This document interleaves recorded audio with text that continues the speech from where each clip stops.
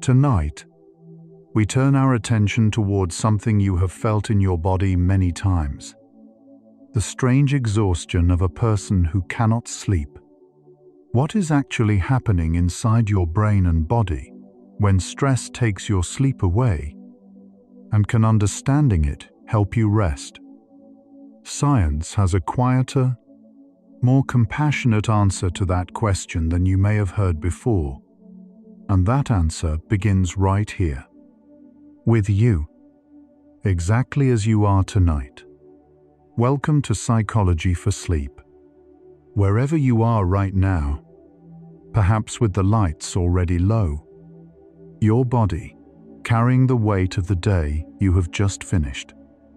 Allow yourself this particular kind of stillness. We will move through 100 relaxing facts about stress and sleep, from the tiny alarm in your brain that never fully learned to tell nighttime from danger, to the quiet chemistry that makes rest possible, to the science of what your nervous system is waiting for when it finally lets go. These gentle journeys through the mind build a bridge for people who are still searching for rest in a world that never seems to stop.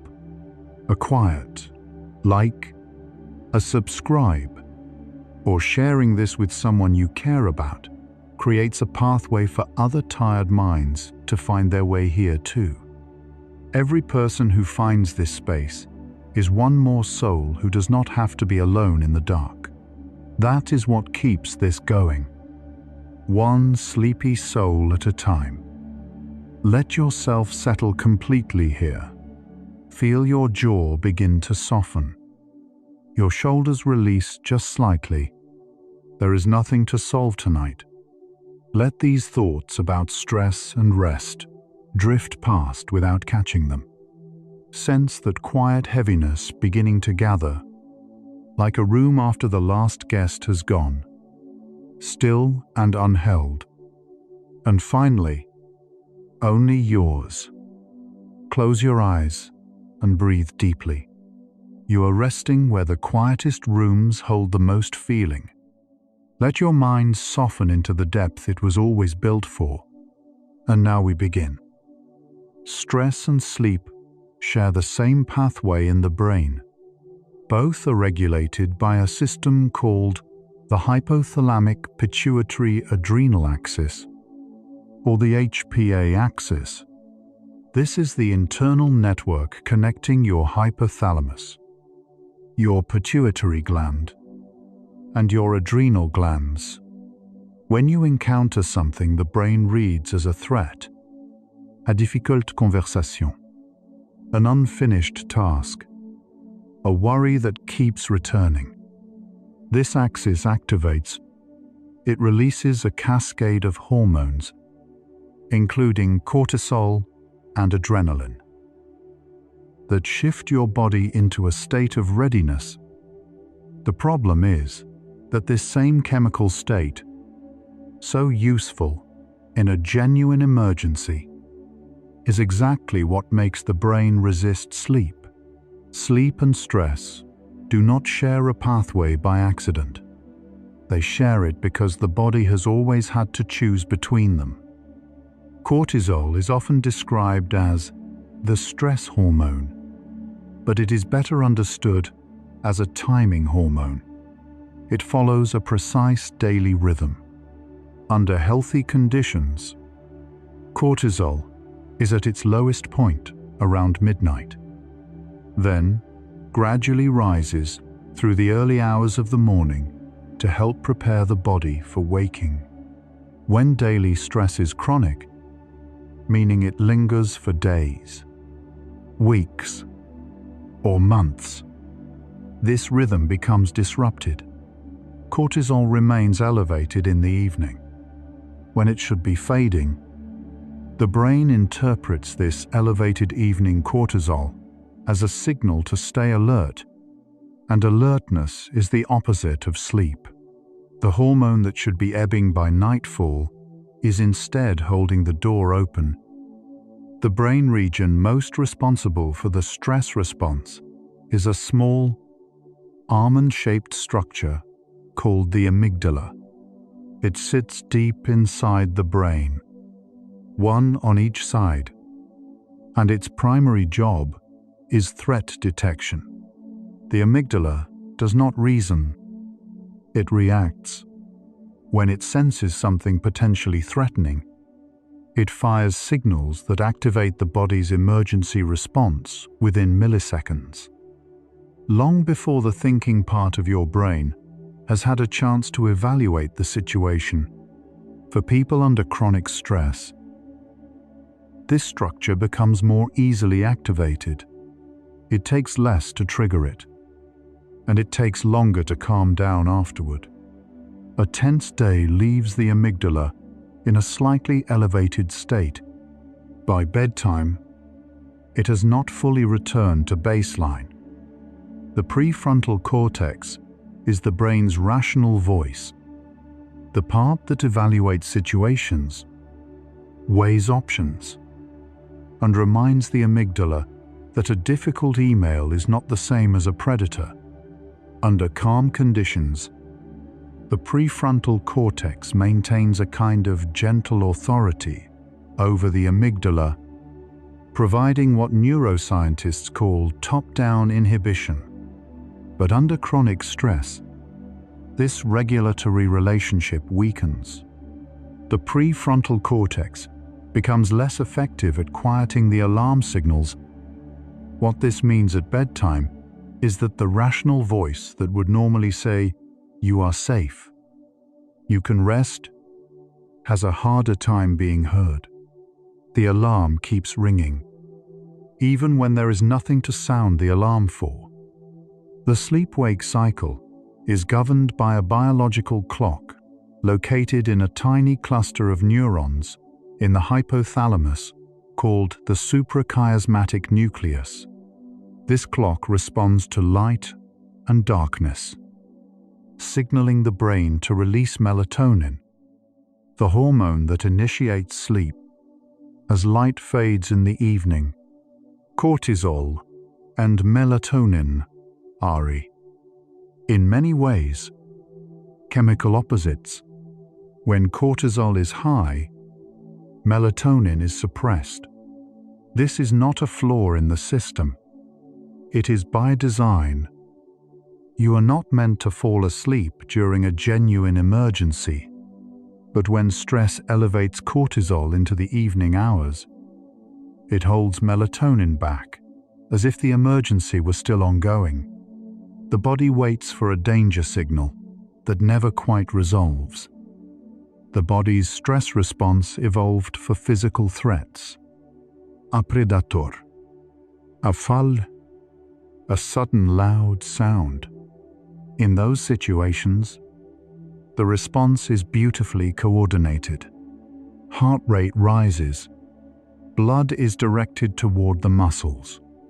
The digestive system slows. Awareness sharpens. The body becomes ready to move. What it was never designed for is the kind of stress most people carry today. Sustained, invisible, social, and psychological. The brain cannot easily distinguish between being chased and being behind on a deadline. Both activate the same ancient alarm. The body prepares to move in response to something it can never outrun. Sleep is not a single state. It unfolds in cycles of roughly 90 minutes, moving through lighter and deeper stages. The deepest stage, called slow-wave sleep or non-REM stage 3, is where the body does its most intensive physical repair. Muscle tissue rebuilds. The immune system strengthens. Growth hormone is released. This is also the stage most vulnerable to stress. Research consistently shows that under high stress, people spend less time in slow-wave sleep and more time in lighter stages, waking more easily and feeling less restored in the morning. It is not just that stress makes it harder to fall asleep. It changes the quality of sleep even when sleep is achieved. The locus coeruleus is a small structure in the brainstem that releases norepinephrine, a chemical closely related to adrenaline, and acts as one of the brain's main wakefulness signals. During deep sleep, the locus coeruleus quiets almost completely. During REM sleep, it falls silent entirely. But when the body is under chronic stress, norepinephrine activity remains elevated, making it harder for the locus coeruleus to fully quiet down at night. This keeps the brain in a state of low-level vigilance. Sleep becomes shallower, more fragile, more easily interrupted. The brain is listening for something it cannot name. There is a chemical in the brain called GABA, gamma-aminobutyric acid, that acts as the brain's primary quieting signal. GABA is what allows neurons to stop firing, helping the brain slow down and transition into sleep. Research has found that people who experience anxiety and chronic stress tend to have lower levels of GABA activity, particularly in the thalamus and the amygdala. With less of this quieting signal available, the brain's arousal systems have less resistance. Thoughts continue arriving. The nervous system stays slightly wounded. Rest becomes something the body wants, but the chemistry makes difficult. So the picture forming tonight is already becoming clear. The HPA axis elevates cortisol into the evening. The amygdala remains sensitized. The prefrontal cortex loses some of its calming authority. The locus coeruleus stays active. GABA activity is reduced, and the biological system that needs to be quiet in order for sleep to arrive stays loud. This is not a personal failing. It is a precise neurobiological sequence, and understanding it is the first step towards something gentler. Adrenaline, more accurately called epinephrine, is the faster-acting partner of cortisol in the stress response. While cortisol lingers in the bloodstream for hours, adrenaline acts within seconds and then clears relatively quickly. But the experience of adrenaline, the racing heart, the heightened alertness, the sense that something is happening, can leave an imprint on the nervous system that lasts well into the night. People sometimes describe lying awake, feeling their heart beat as if they had just finished exercising. This is adrenaline's residue, the body's memory of urgency, still echoing after the urgency has passed. The body's stress response is designed to be temporary. It is the resolution of a threat, the moment the danger has passed, that is supposed to bring it to an end. This resolution triggers the parasympathetic nervous system, sometimes called the rest and digest system, which acts as the natural counterpart to the fight or flight response. The parasympathetic system slows the heart, deepens the breath, relaxes the muscles, and begins the process of returning the body to baseline. The challenge with modern stress is that it rarely offers a clear resolution. The deadline passes, but the next one appears. The conflict settles, but the relationship still feels uneasy. The body waits for an ending that does not come. Muscle tension is one of the most overlooked physical effects of chronic stress. The body prepares for action by contracting the muscles, particularly in the jaw, the shoulders, the neck, and the upper back. This tension is meant to be released through movement. When neither running nor fighting happens, the tension remains. By the end of a stressful day, many people carry a physical bracing in their bodies that they have stopped noticing entirely. It is simply how they feel. At night, this unresolved muscular tension keeps signals of activation flowing back to the brain. The body is tense. The brain reads tension as preparation. Preparation is the opposite of surrender to sleep. The gut and the brain are connected through the vagus nerve, a long wandering nerve that runs from the brainstem all the way down through the chest and into the abdomen. This connection is not one-directional. Signals travel both ways. When the gut is calm, it sends calming signals upward toward the brain. When the gut is under stress, and chronic stress reliably disrupts digestive function, those signals carry a different quality. Many people under sustained stress notice digestive discomfort, tension in the abdomen, or an uneasy feeling in the stomach at night. This is not coincidence. The gut is participating in the body's stress state and reporting back to the brain accordingly. The sleep process begins not at the moment you close your eyes, but hours before. In the gradual decline of body temperature, the slowing of mental activity, and the rise of melatonin that begins as daylight fades.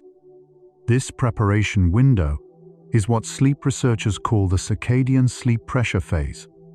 When stress disrupts this window, keeping the mind active, the body tense, and cortisol elevated, the window narrows or disappears entirely. The body arrives at bedtime without having prepared. It is like arriving at a destination you did not travel toward. The door may be there, but the path was never walked. Research consistently shows that stress significantly increases the time it takes to fall asleep. A measure researchers call sleep onset latency.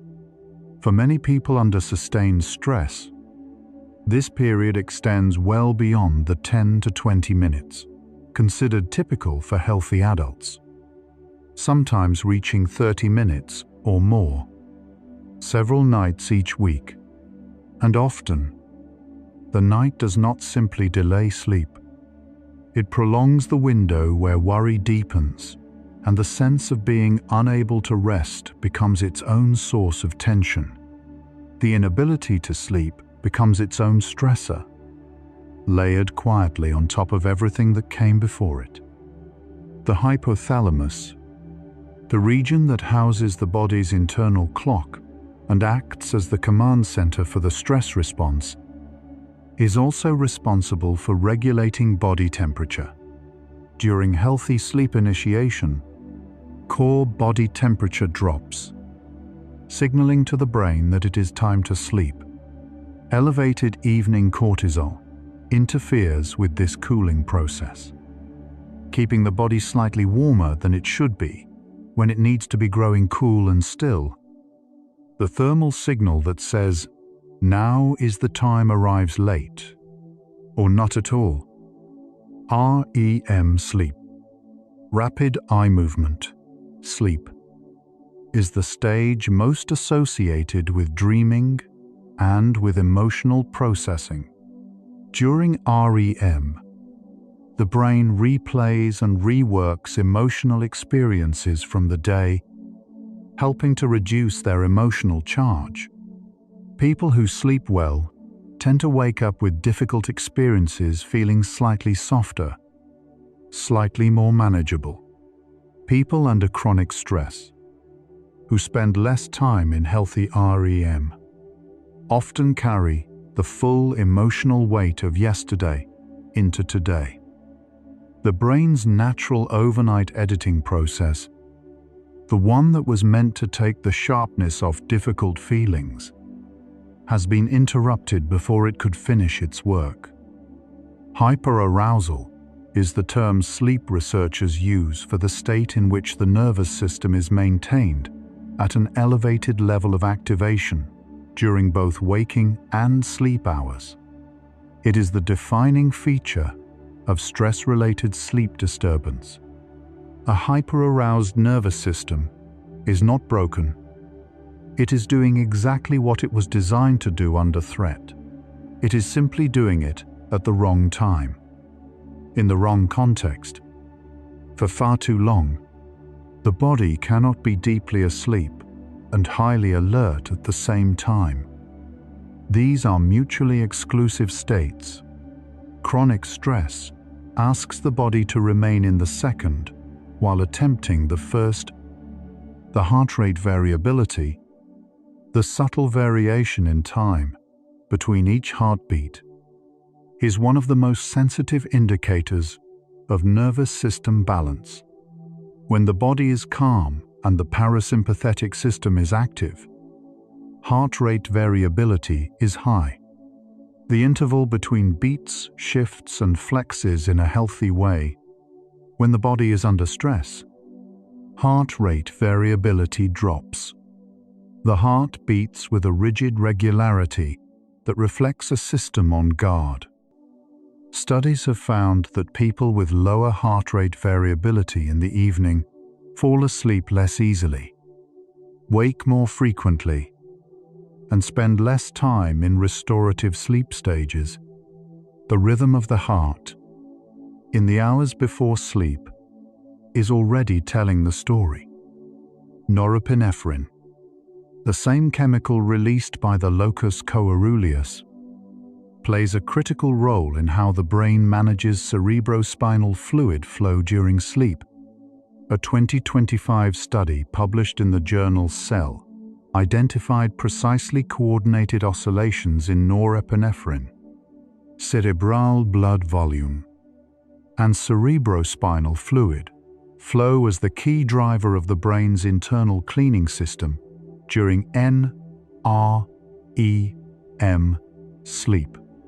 When norepinephrine levels remain elevated due to chronic stress, this delicate rhythm is disrupted. The cleaning process becomes less efficient. The connection between stress, sleep, and brain health runs deeper than most people realize. The brain has its own waste clearance system, the glymphatic system, first described in 2012, which uses the flow of cerebrospinal fluid to flush out proteins and metabolic byproducts that accumulate during waking hours.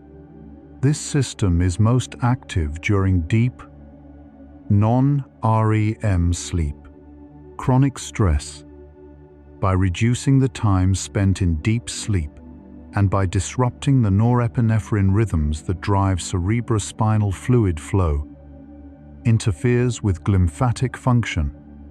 The brain, in other words, becomes less able to clean itself overnight. The fatigue of a stressed mind is not only psychological, it is partly the weight of a brain that has not been fully washed. Inflammation is another pathway through which chronic stress reaches sleep. The stress response activates the immune system in a particular way, releasing pro-inflammatory molecules called cytokines into the bloodstream. Short-term, this is protective, but sustained inflammation interferes with sleep architecture, reducing time in slow-wave sleep and increasing nighttime awakenings. Research on stress, sleep, and inflammatory markers has found that individuals under chronic stress show elevated levels of inflammatory proteins like C-reactive protein and tumor necrosis factor alpha, both of which are associated with disrupted sleep. The immune system and the sleep system are not separate, they are in constant conversation. Memory is deeply intertwined with sleep, and stress disrupts both. The hippocampus, the brain region central to forming and consolidating new memories, is highly sensitive to cortisol. Under prolonged stress, elevated cortisol interferes with the hippocampus's function, making it harder to learn, to retain, and to process new information. Sleep is the period when the hippocampus consolidates the day's experiences into longer-term storage. When stress reduces sleep quality, this consolidation is incomplete. People under chronic stress often describe a foggy quality to memory, a sense that things are not quite sticking. This is, in part, what is happening at the cellular level. Halfway through our first act, something is already becoming visible. What daily stress does to sleep is not random or mysterious. It is a chain of specific, documented biological events. Elevated cortisol, sensitized amygdala, reduced prefrontal calming, suppressed GABA, disrupted glymphatic flow, fragmented sleep architecture. Each link in this chain connects to the next, and each link, when understood, becomes slightly less frightening. The brain under stress is not failing. It is responding to a signal.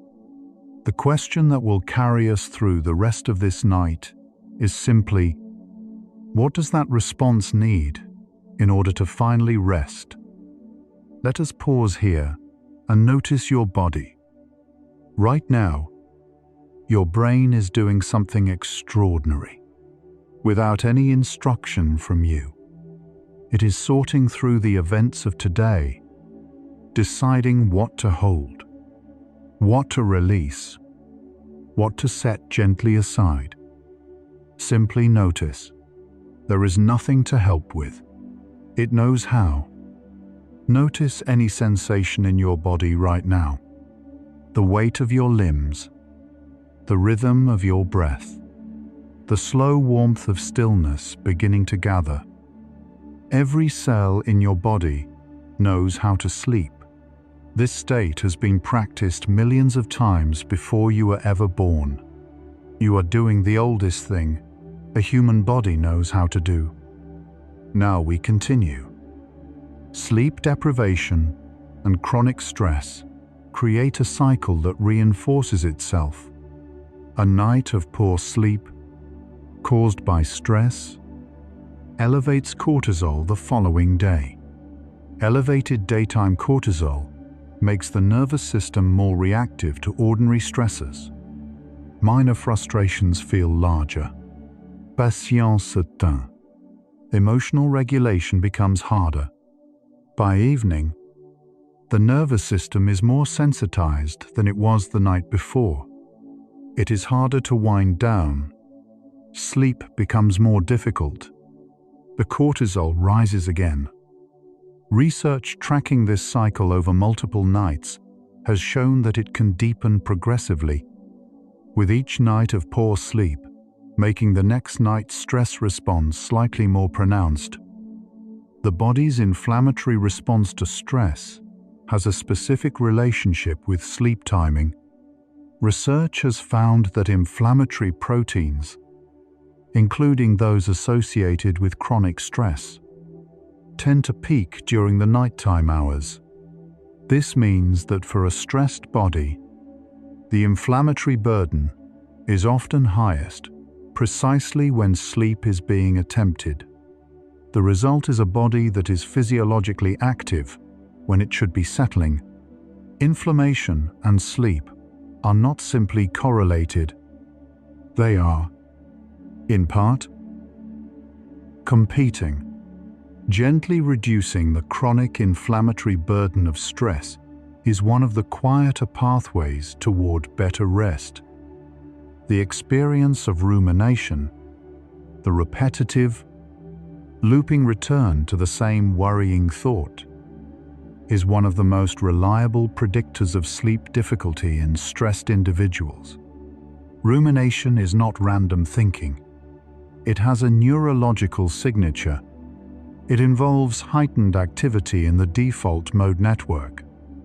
The brain's introspective system, combined with reduced activity in the prefrontal regions that would normally redirect attention, the mind locked in rumination is attempting, without success, to resolve something unresolved. What it needs is not more thinking, but a different kind of attention entirely. The sleep stages most affected by stress are slow-wave sleep and REM sleep, the two deepest and most restorative stages. What tends to be preserved under stress are the lighter stages of non-REM sleep, which provide some rest, but far less of the physical and emotional restoration the brain most needs. People under chronic stress often report sleeping for what seems like a full night and waking feeling as though they barely rested. This is, in part, accurate. The hours were present, but the depth was not. In the morning, the body remembers not how long it slept, but how deeply. Core body temperature naturally drops by about 1 to 2 degrees Fahrenheit in the hours before sleep, reaching its lowest point in the early hours of the morning. This cooling begins roughly 2 hours before typical bedtime, moving quietly through the body as vasodilation draws heat toward the skin's surface and away from the core, small as it sounds. This shift is one of the most reliable biological signals the brain uses to initiate sleep. Elevated evening cortisol interferes with this process, keeping the body slightly warmer than it should be when it most needs to cool. The signal arrives late, or softly enough that the brain does not quite hear it. The relationship between stress and sleep is described by researchers as bidirectional. Stress disrupts sleep. Disrupted sleep increases stress reactivity. But there is also a third loop, the belief that sleep is out of one's control, generated by stress-related sleep difficulty, itself becomes a source of psychological stress. Worry about sleep is documented as one of the strongest predictors of insomnia. When the mind begins monitoring its own sleep, measuring how long it took to fall asleep, calculating how much time is left before morning, it adds an additional layer of arousal that makes sleep still harder. Watching sleep too closely is one of the most reliable ways to push it away. Cortisol follows a diurnal rhythm, a 24-hour pattern tied to the light-dark cycle. In healthy individuals, it rises in the early morning, peaks around 30 to 60 minutes after waking, and then declines gradually throughout the day, reaching its lowest point around midnight.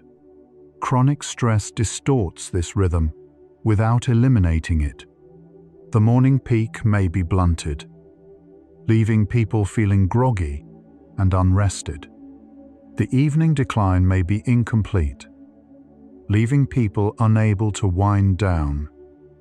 The rhythm is still present, but the shape has changed. Sleep and wakefulness both feel less like themselves.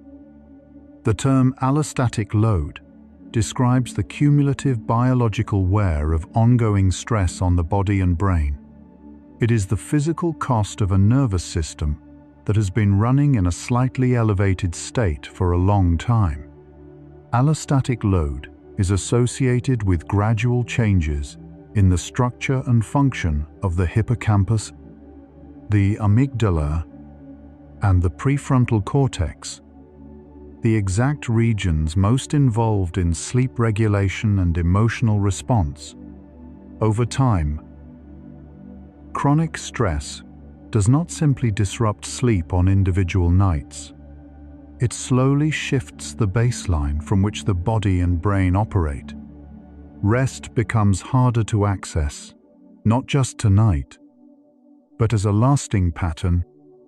The brain evolved in the context of groups, where connection was deeply tied to a sense of safety. When social bonds feel uncertain, when there is loneliness, unresolved conflict, or the quiet ache of feeling unseen, the nervous system responds in ways that can feel surprisingly physical. A subtle restlessness, a low hum of unease that lingers into the night. Studies have found that loneliness, even when not accompanied by objective social isolation, is associated with lighter sleep, more frequent awakenings, and lower sleep efficiency. The body knows when the social world feels unsafe, and it stays lightly awake in response. Work-related stress has been identified in large-scale studies as the most commonly reported contributor to sleep difficulty in adults aged 25 to 50. This category includes time pressure, role uncertainty, conflict with colleagues, and the experience of effort that goes unrecognized.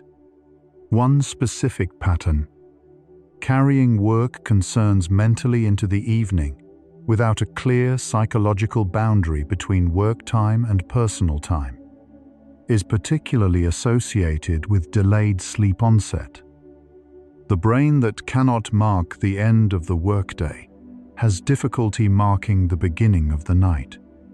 Without a boundary, the stress continues to run.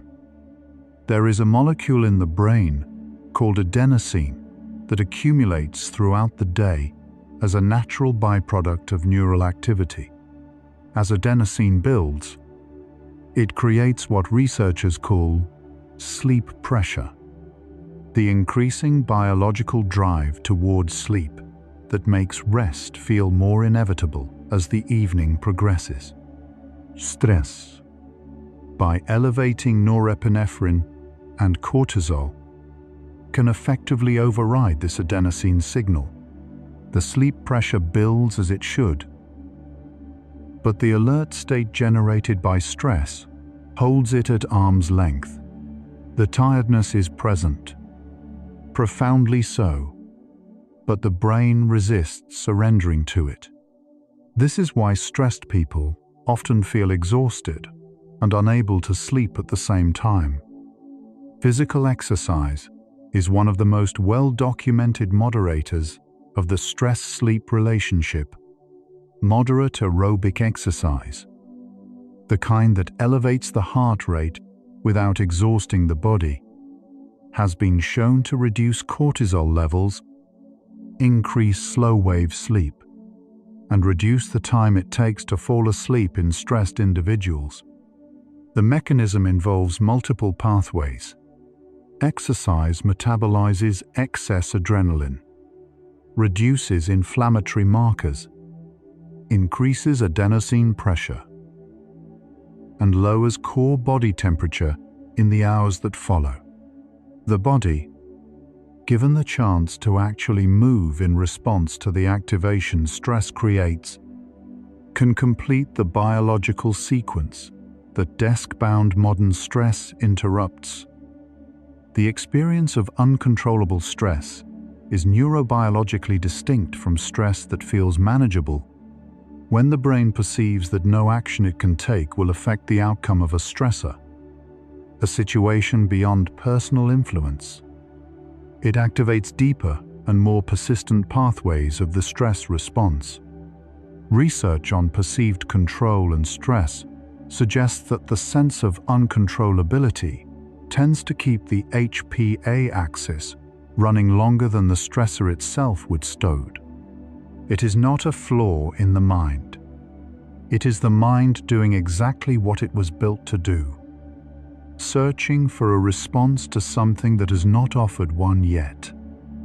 Bright artificial light in the evening hours delays the release of melatonin through a direct pathway involving light-sensitive cells in the retina called intrinsically photosensitive retinal ganglion cells. These cells are particularly sensitive to blue wavelength light, the kind emitted abundantly by phones, tablets, and computer screens. When chronic stress is combined with evening screen use, two melatonin-suppressing forces act simultaneously. Cortisol holds melatonin back from one side, while blue light holds it back from the other. The window for natural sleep initiation can narrow considerably. The body waits, in the blue glow, for a signal it cannot quite receive. At the midpoint of our second act, the evidence has built into something recognizable. Daily stress blocks sleep through interlocking biological, psychological, and behavioral pathways. It is not one thing. It is a system of things, each one linked to the next. The cortisol elevation, the amygdala sensitization, the rumination, the disrupted social safety signal, the body temperature interference, the adenosine override, the GABA reduction. They form a web. But a web, once understood, can also be gently untangled. The rest of this journey is about the untangling. You are still here, still listening, still somewhere between thinking and resting. Take one slow breath. Your brain is doing exactly what it was built to do tonight. We will keep going together, gently, toward the quieter side of all of this. The nervous system is not a switch that turns off. It is more like a tide. It can be coaxed in one direction or another, but it moves slowly and responds to patterns rather than single moments.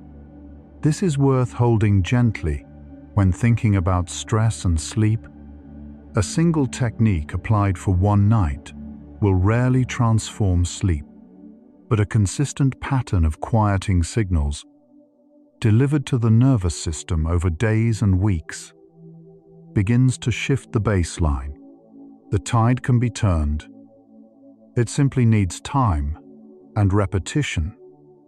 Slow, deliberate breathing is one of the most direct ways to activate the parasympathetic nervous system. This is because the vagus nerve, the pathway connecting brain to gut and regulating the rest response, is directly influenced by the rhythm of the breath. Longer exhalations relative to inhalations shift the nervous system measurably toward parasympathetic activation. A breath in for 4 counts and out for 6, repeated steadily, sends a different signal than the shallow, quick breathing that accompanies stress. The breath is one of the few parts of the autonomic nervous system that can be voluntarily redirected. It is a door, left deliberately open. The default mode network, the brain's internal storytelling system, active during mind wandering, self-reflection, and rumination, is most active when the mind is not directed at any specific task. In stressed individuals, this network tends to default toward threat-related content, reviewing past difficulties, anticipating future ones, rehearsing difficult conversations. Sleep researchers have found that the moment the lights go out, and external stimulation is removed. The default mode network often becomes more active rather than less, because there is no longer anything else to attend to. The mind, given space, fills the space with worry. This is the mechanism behind lying awake thinking. Gratitude, in the context of sleep science, is not simply a soft suggestion. It has a documented neurological effect. Studies have found that individuals who engage in brief gratitude reflection before sleep show reduced pre-sleep cognitive arousal, meaning fewer intrusive, anxious thoughts in the period before sleep.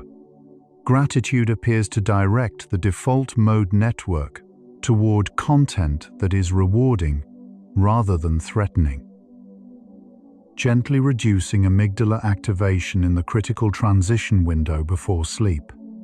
The practice does not need to be elaborate. 3 things that went softly well. 3 moments that were simply enough. Social support acts as a biological buffer against the sleep-disrupting effects of stress. Research consistently finds that individuals who feel connected to a partner, a friend, a community, show lower cortisol responses to the same stressors as those who feel isolated. The brain, in the presence of perceived belonging, modulates the HPA axis response more efficiently. The threat response quiets more readily. Sleep comes more easily. This is one reason that a simple, warm conversation before bed, even a brief one, can shift the quality of the night that follows. The nervous system relaxes in company it trusts. The hippocampus, so sensitive to cortisol's effect, is also one of the brain's most capable regions for neurogenesis, the growth of new neurons. This was once thought impossible in the adult brain. Research over the past 2 decades has established that the hippocampus continues to generate new neurons throughout life, and that this process is promoted by sleep and quieted by chronic stress. Each night of good rest is, in a very literal sense, a night of renewal in the brain's memory and emotional regulation center. Each night of stress-disrupted sleep interrupts that renewal. Over time, the balance between the two matters deeply. The body's stress response carries a built-in resource that is often forgotten. The moment of exhale, when you breathe out fully and pause at the bottom of the exhale, before the next breath begins, the heart rate slows, the vagus nerve activates, and the nervous system receives a quiet message that the danger has passed. This is not a metaphor. It is a documented physiological sequence. The long exhale is the body's own signal for resolution, for completion, for the return of safety. It has been available to every human who has ever lived through a difficult day. It is available right now. Progressive muscle relaxation, systematically tensing and releasing muscle groups through the body, was first developed by Edmund Jacobson in the 1920s and has been studied extensively since. It works by making explicit something the nervous system had been doing implicitly, holding tension, by deliberately contracting a muscle and then releasing it. The brain receives a clear, proprioceptive signal of relaxation that it then generalizes across the body. Studies of progressive muscle relaxation in stressed individuals have found consistent improvements in sleep onset, sleep quality, and the feeling of being rested. The technique does not require belief in it to work. It requires only the willingness to tense and then let go.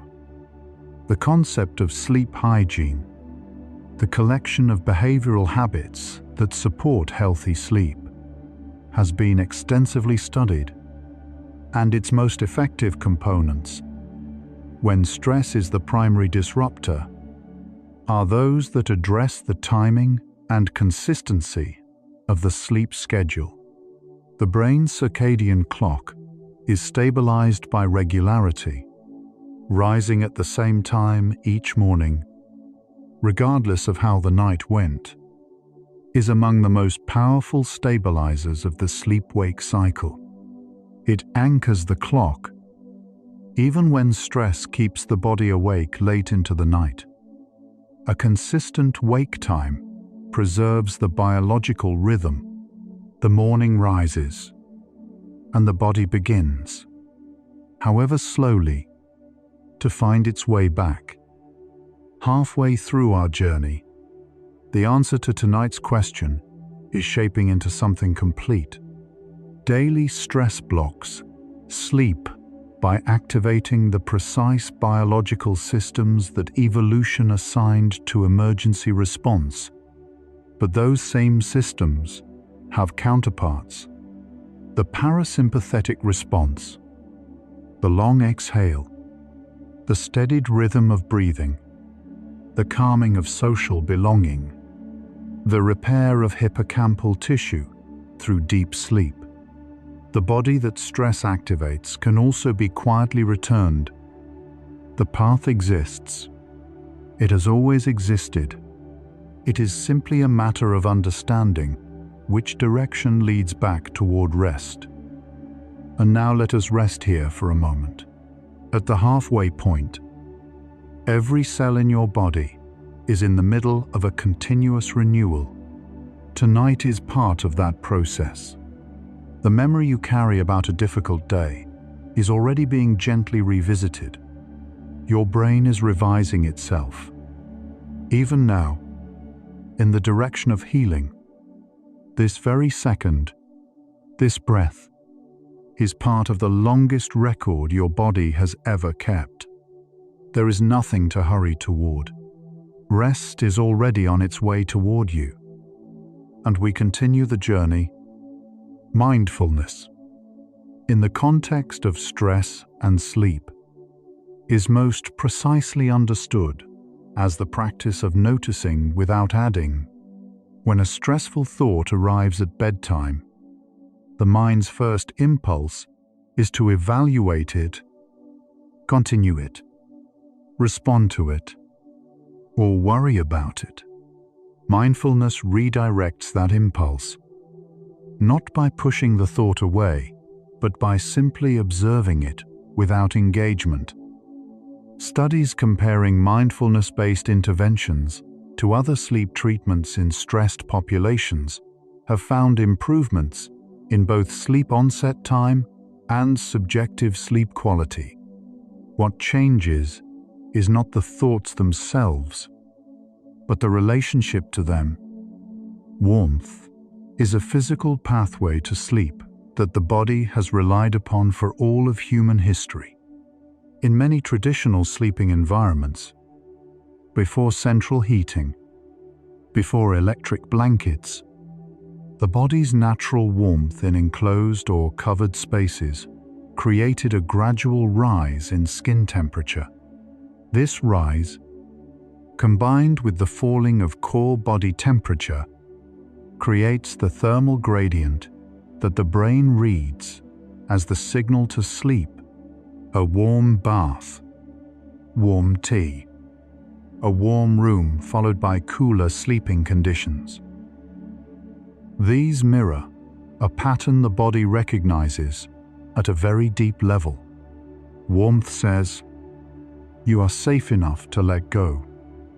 The concept of cognitive shuffling, deliberately thinking about random, unconnected images or scenarios before sleep, was proposed by Canadian researcher Luc Beaulieu-Prevost and has attracted increasing interest as a way to interrupt rumination The premise is that the brain, when entering sleep, naturally shifts toward loosely associated, loosely logical imagery, the kind of content that characterizes the hypnagogic state just before sleep. By deliberately generating that quality of imagery while still awake, the mind may be gently encouraged to move towards sleep rather than staying in the linear, problem-focused mode of daytime thinking. The idea is to soften the narrative into something drifting and strange. The immune system and the sleep system share a language, cytokines. These small signaling proteins regulate immune activity but also communicate directly with the brain, influencing sleep architecture. Under chronic stress, certain pro-inflammatory cytokines are chronically elevated. Some of these, particularly interleukin-1 beta and tumor necrosis factor alpha, actually promote deep slow-wave sleep under normal conditions as part of the body's rest and repair signaling. But when they are chronically elevated through stress-driven inflammation, they disrupt the normal cycling of sleep stages. Instead, what is meant to be a sleep signal becomes, in excess, a sleep disruptor.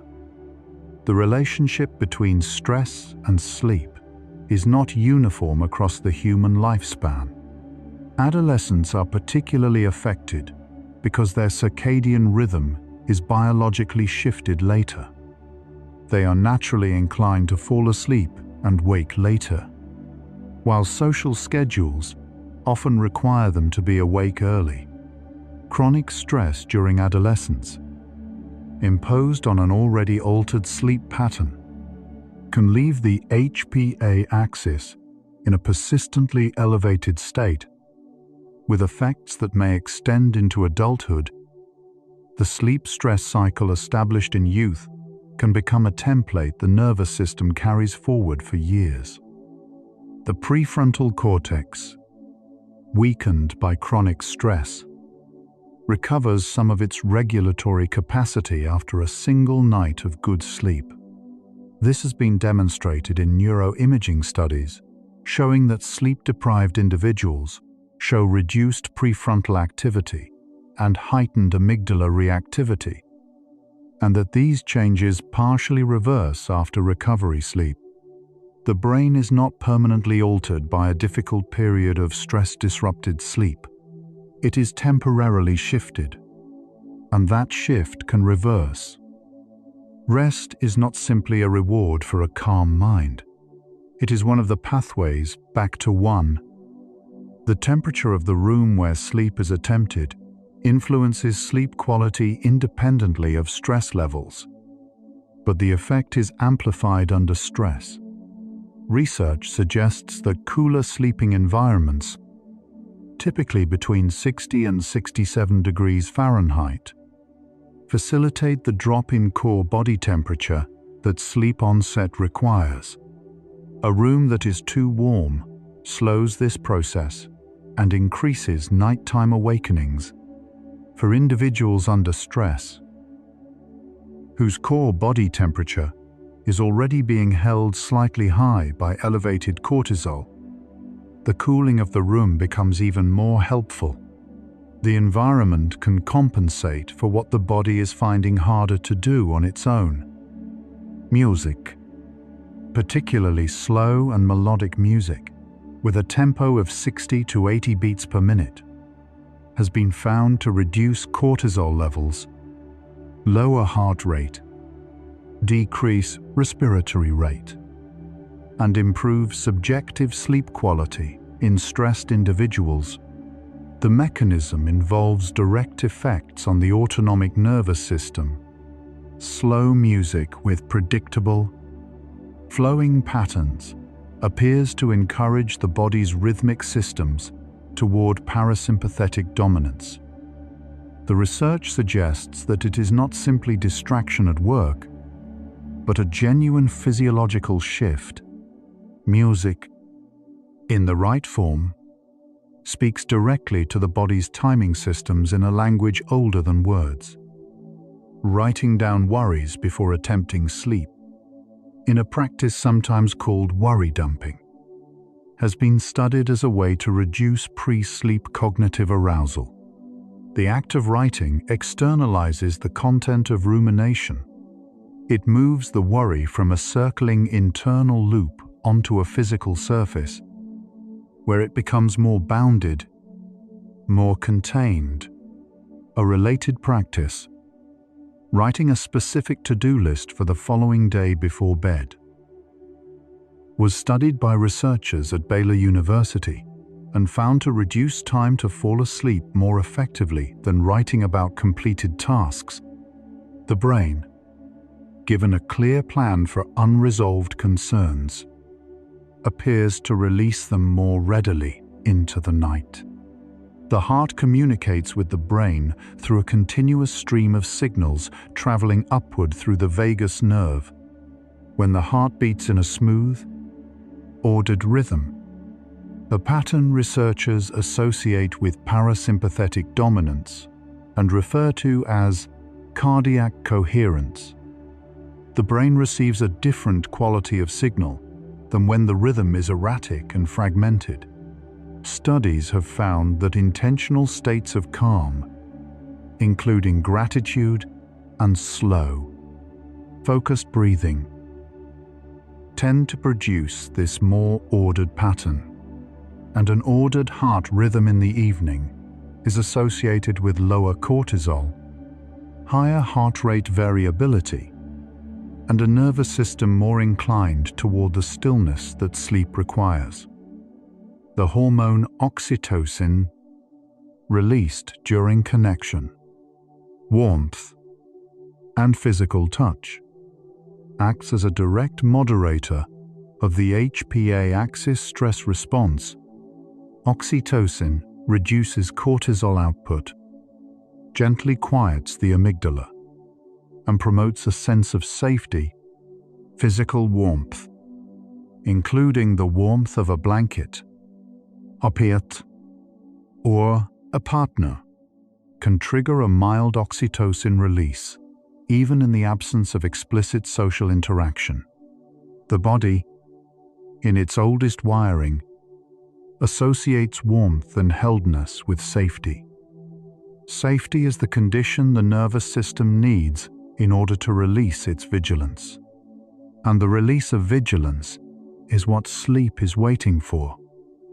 Slow-wave sleep is the stage during which the brain emits large, synchronized electrical waves called delta waves. These waves reflect a state of widespread neural quieting, neurons firing together in a slow, unified rhythm rather than the rapid, fragmented firing of wakefulness.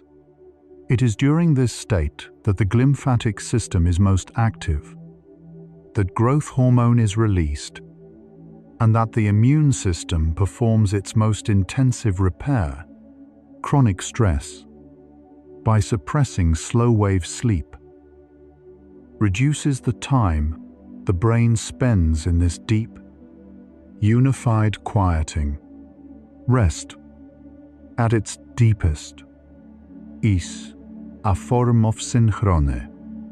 The whole brain, for once, moving together. The connection between natural environments and the stress-sleep cycle has become an area of active research.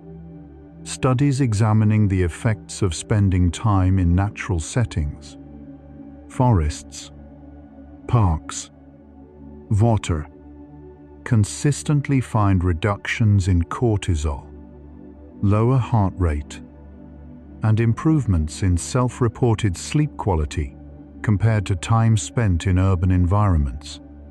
One proposed mechanism is that natural environments present what researchers call soft fascination, attention-capturing elements that gently engage the mind without requiring the effortful vigilance that stress demands. Trees moving in wind, water flowing, bird song. These ask nothing of the nervous system. They simply exist, and the nervous system, in their presence, quietly follows. The scent of lavender has been studied as a sleep aid in several clinical settings, with results suggesting that it mildly reduces heart rate and blood pressure and shifts the autonomic balance toward parasympathetic dominance. The effect is modest but real. The olfactory system, the sense of smell, has a uniquely direct connection to the amygdala and hippocampus, bypassing the thalamic relay used by other sensory systems. Scent reaches the emotional and memory centers of the brain more immediately than sound or sight. A smell associated with calm, with safety, with a room where rest once came easily, can carry that association directly to the structures that decide whether the body is safe enough to sleep. By this point in our journey, something is now visible. The relationship between stress and sleep is not simply one of disruption. It is a story about two essential biological needs: the need for vigilance in a world that contains real difficulties, and the need for rest in a body that cannot run on alertness forever. Evolution did not fully solve this tension because it could not anticipate the particular form that stress would take in the modern world. Invisible, relentless, and unsolvable by physical action. What it left us with instead are the tools, the breath, the warmth, the connection, the slow rhythm of a trusted night. The tools have always been there. Understanding why they work makes them more available. Cognitive behavioral therapy for insomnia, often called CBTI, is currently considered the most effective long-term treatment for stress-related sleep difficulty. Unlike sleep medications, which address the symptom of sleeplessness, CBTI addresses the cognitive and behavioral patterns that maintain it. Its core components include sleep restriction, temporarily limiting time in bed to consolidate sleep, along with stimulus control, sleep hygiene, education, and the gentle reshaping of unhelpful beliefs about sleep. Studies consistently show that CBTI produces improvements that persist long after the treatment ends, because it changes the relationship between the mind and sleep rather than simply quieting the problem. Acceptance, the willingness to allow a difficult experience to be present without fighting it, is a concept that appears in the treatment of stress-related sleep difficulty in ways that seem paradoxical but are neurologically coherent. When the mind attempts to force sleep, it adds another layer of arousal to an already activated system. The effort to sleep becomes the obstacle to sleep. Acceptance, by contrast, removes the second-order stress, the stress about being stressed, the wakefulness about being awake. It does not eliminate the difficulty. It removes the resistance to the difficulty, and in that removal, something quietly shifts. GABA, producing neurons in the brainstem, play a critical role in initiating sleep by inhibiting the activity of arousal-promoting systems, including the locus coeruleus and the histaminergic neurons of the hypothalamus. This is the precise biological mechanism of most sleep medications. They enhance GABA signaling artificially, but GABA levels can also be gently supported through natural means. Physical exercise, particularly yoga and moderate aerobic activity. Increases GABA availability. Meditation has been found to increase GABA levels in several brain regions. The same chemical that sleep medications accessed by synthetic means can, over time, be supported by practices that address the underlying stress rather than bypassing it. Melatonin, secreted by the pineal gland in the brain, does not cause sleep directly. It signals the brain about the timing of darkness. It is a time-of-night marker, not a sedative. Taking supplemental melatonin is most helpful when the circadian clock has been shifted, as with jet lag or shift work, rather than when the primary disruption is stress. Stress-related sleep difficulty is primarily a problem of arousal, not of timing. The melatonin signal may be arriving appropriately, but the cortisol and norepinephrine systems are overriding it, gently addressing the arousal, rather than adding more timing signal, is more often what the body needs. The concept of the wind-down routine, a deliberate period of reduced stimulation and quiet activity in the hour or two before bed, works by giving the nervous system an explicit transition signal. The brain is a pattern-detecting organ. When a consistent sequence of cues reliably precedes sleep, dim light, warmth, quiet, the absence of screens, perhaps a familiar scent or sound, the brain begins to anticipate sleep. As that sequence unfolds, over time, the routine itself becomes the signal. The body begins the process of sleeping before the person has even lain down. The preparation is built into the pattern. The relationship between perceived control and sleep quality has been studied extensively. Individuals who feel they have some agency over their stress, even if the stressor itself cannot be resolved, and show better sleep outcomes than those who feel entirely without options. Small acts of agency matter. Choosing what to eat for breakfast, deciding to take a short walk, writing one thing down. These are not large interventions, but the experience of choosing something, of influencing something, sends a different signal to the nervous system than the experience of helplessness. The HPA axis responds differently. The amygdala quiets more easily. A small act of agency is, neurologically, something real. The bedtime routine of children, consistent timing, familiar rituals, warmth, reduced stimulation, is not simply behavioral preference. It is a deliberate arrangement of cues that guides the child's nervous system toward parasympathetic activation. The bath, the story, the darkened room, the soft voice. Each element sends a signal. The sequence, repeated nightly, becomes the body's cue for surrender. Adults are not biologically different from children in this respect. The routines most helpful for adult sleep under stress are neurologically identical in their mechanism. The nervous system remembers what has come before sleep. It responds accordingly.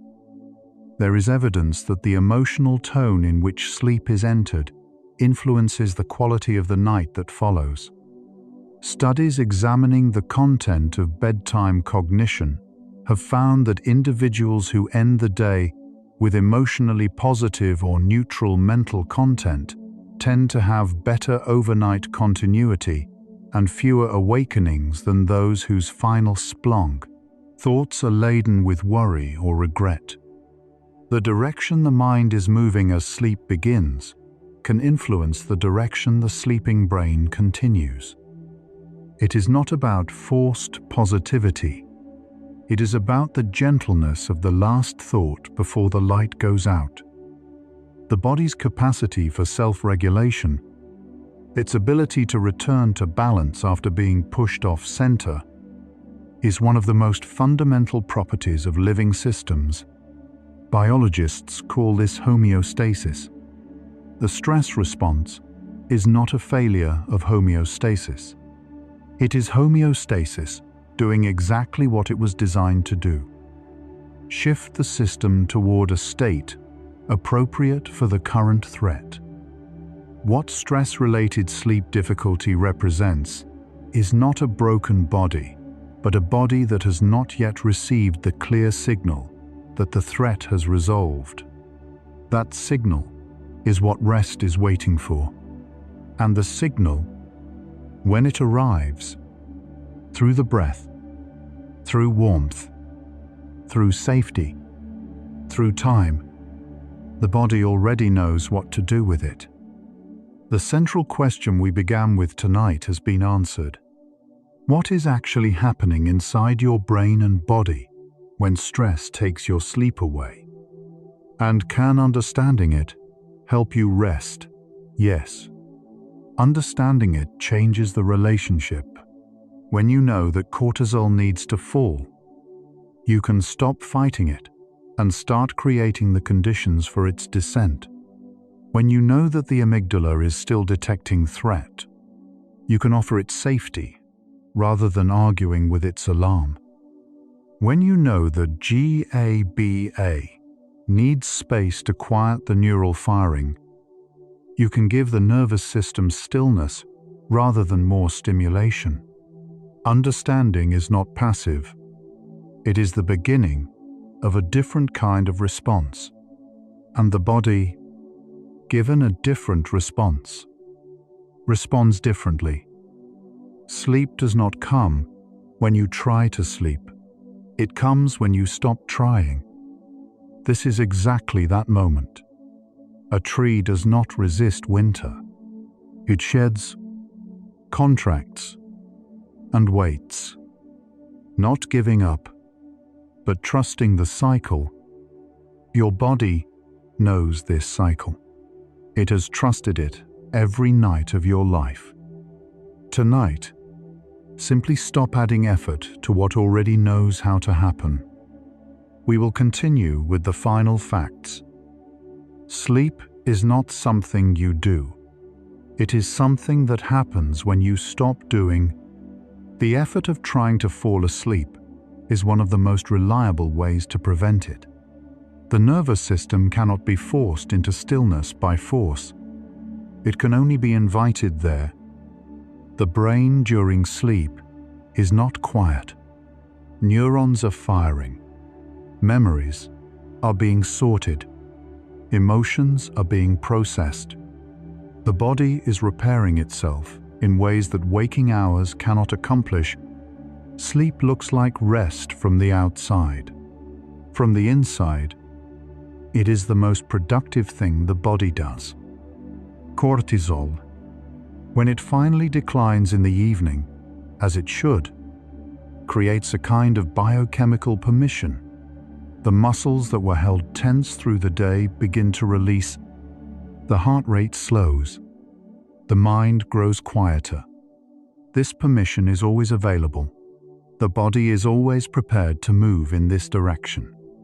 What stress does is delay the permission, not remove it. Dreams are thought to serve as the brain's emotional integration system. During REM sleep, experiences from the day are replayed, but stripped of some of their emotional intensity, as the amygdala's response is dampened by the absence of norepinephrine during this stage. The result is a kind of processing, the same memory, visited without the sharpness of its first experience. Over time, This is how difficult things become more bearable. Not through forgetting, but through the quiet, nightly work of a sleeping brain. The body during sleep produces growth hormone, a repair signal that encourages cell renewal, tissue regeneration, and immune strengthening. Most of this production occurs during slow-wave sleep, in the first third of the night. A single night of deep sleep releases a significant pulse of growth hormone. The body is always trying to repair. Sleep is the time it is most able to.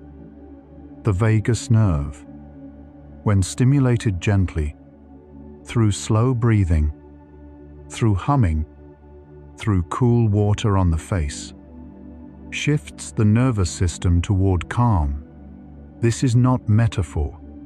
The vagus is a physical structure, running from brainstem to abdomen, and its activation produces measurable changes in heart rate, breathing, and brain activity. It is one of the body's most accessible calming pathways. It can be reached from the outside.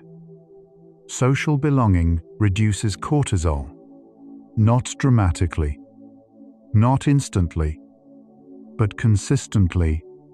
A warm voice, a familiar face, a sense of being witnessed and not judged. These experiences tell the oldest part of the brain that the group is intact, that the night is safe. The nervous system evolved in contexts where others were the primary source of safety. They still are. The hippocampus continues to generate new cells in response to rest. A brain that has been stressed and sleep-deprived is not permanently diminished. Given rest, given sleep, given gentleness, it renews. The capacity for renewal is built in. It is not a reward for a perfect life. It is available tonight. Light decreases. Melatonin rises. Core temperature falls. Adenosine pressure peaks. The body has been moving toward this moment all day. Every system has been preparing, in its own way, for the arrival of sleep. Nothing about this moment requires effort. It only requires the permission to stop resisting what was already coming. Breathing slows naturally.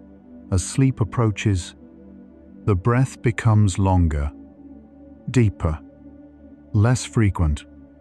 This is not something you need to produce. It is something that happens when the nervous system is not overridden. The body knows how to breathe into sleep. It has been doing it since before you were old enough to know you were doing it at all. The GABA system, quieting neurons one by one across the brain, works slowly and in sequence. This is why sleep descent feels gradual, because it is. The brain does not switch off like a light. It softens, region by region, like a building where rooms go dark one at a time until only the deepest levels are still quietly working. The amygdala, so active under stress, becomes quieter now. Its threat detection has found nothing to alarm it in this slow, dark, in still room. The signals are soft. The sounds are absent or familiar. The temperature is falling. The breath is slower. Gradually, the amygdala releases its watchfulness. Not because it has been defeated, but because it has been satisfied that there is nothing, tonight, that needs watching. The prefrontal cortex, which held so carefully to the day's concerns, it rests too. The top-down regulation loosens. The rational voice grows quieter. And in that quiet, something older and softer takes over. the body's own knowledge of how to be still. Slow wave sleep is beginning. Delta waves. Large, slow, unified, are moving through the cortex. The brain is synchronizing. Neurons that usually fire in their own rhythms are joining a shared, unhurried pulse. This synchrony is the deepest form of rest. The brain knows how to find. It is the fullest version of what the body was made to do at night. Research has found that a single night of good, deep sleep can measurably reduce the inflammatory markers associated with chronic stress. One night, not a year of healing. One night of slow-wave sleep moves the body's inflammatory profile in a gentler direction. Rest is not a luxury.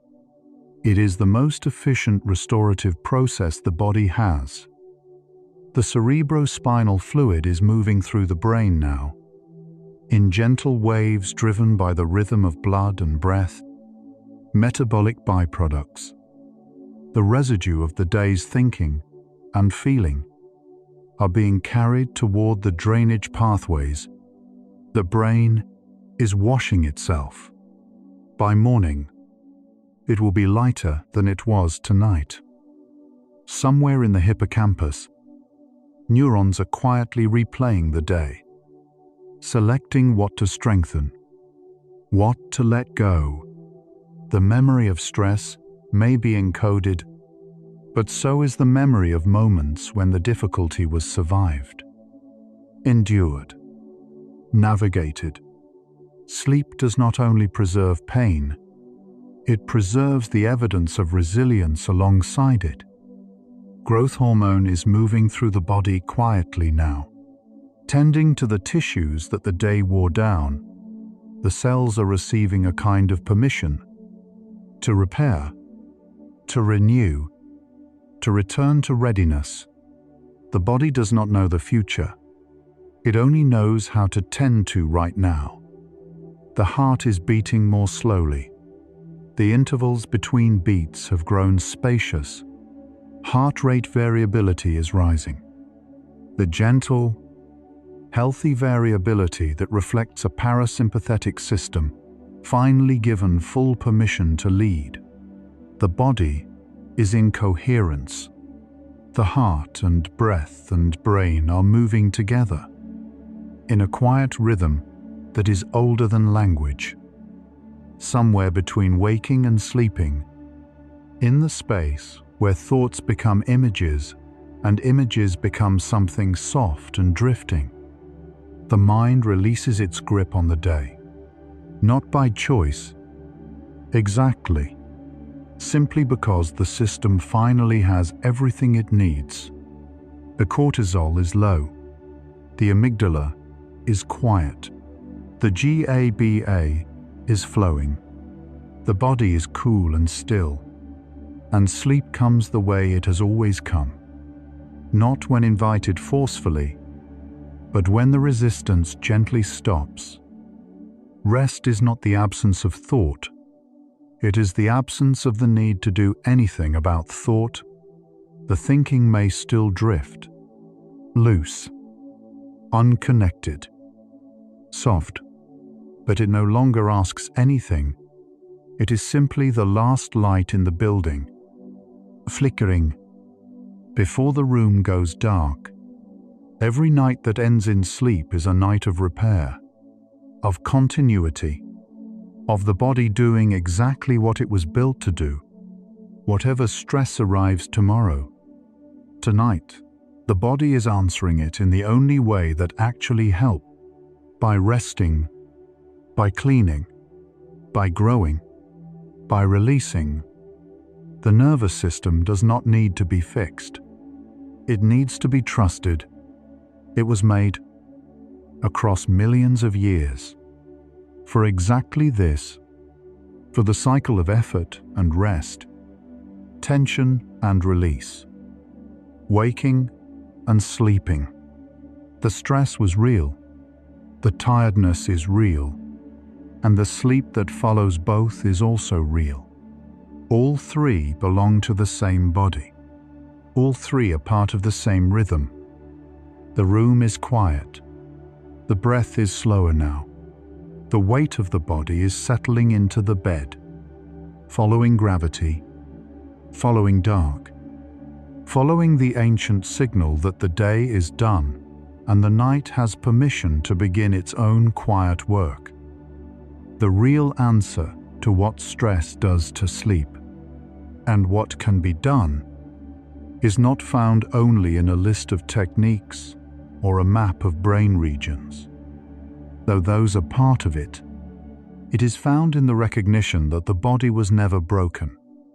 It was responding, and responding is not the same as failing. When you understand what the response is for, you can offer the body what it is waiting for.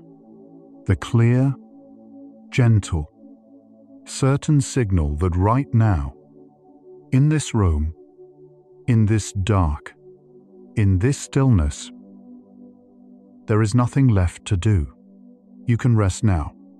The body already knows how. And so, our quiet journey through stress and sleep comes gently to a close. We began in a place most of you know well, that particular exhaustion of a mind that cannot stop, a body that is tired but cannot quite arrive at rest. We learned how the suprachiasmatic nucleus keeps time, while cortisol interferes with the clock. We learned how adenosine pressure builds all day towards sleep, and how stress holds it at arm's length, even when the tiredness is real. Along the way, something may have softened slightly, not because the facts were soothing, exactly, but because understanding can do that. It can take something that felt like a personal failing and reveal it as a response. It can take a body that felt broken and show it, instead, as one that was simply waiting for the right signal. The same forces shaping the deepest parts of your biology are also the forces that shaped every human who has ever lain awake in the dark, wondering when rest would come. You are not unusual in this. You are not alone in this. Stress has always reached for sleep, and sleep has always, eventually, found its way back. The body is built to return. It is designed for the cycle.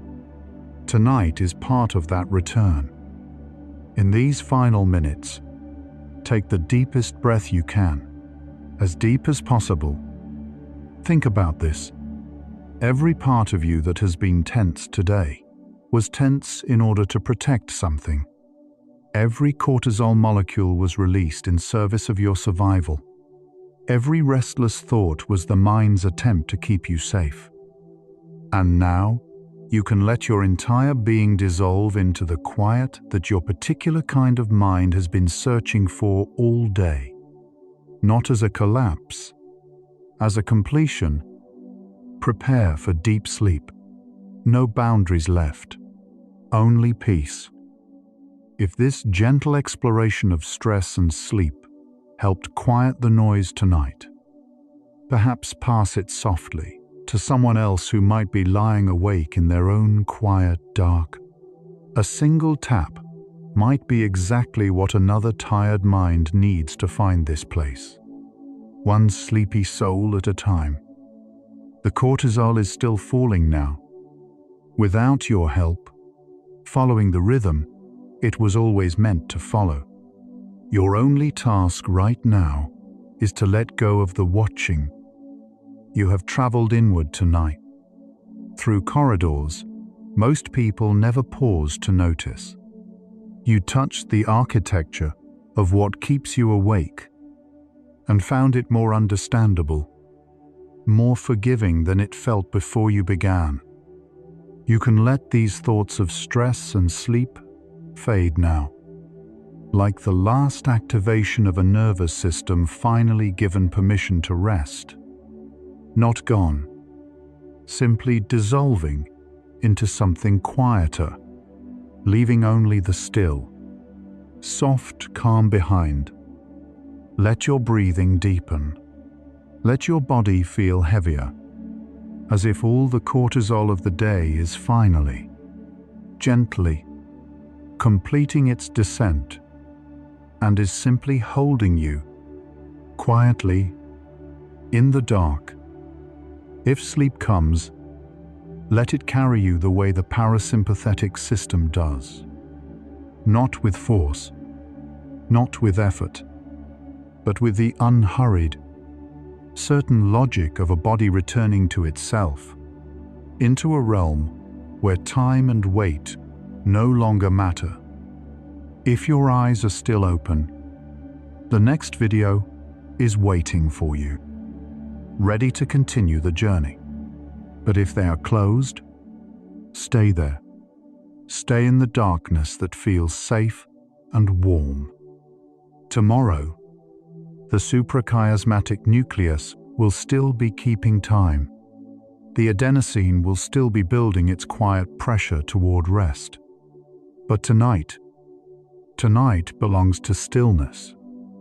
Rest well, gentle explorer, and remember, the mind that could not stop was always trying to keep you safe. Tonight, you are. Good night.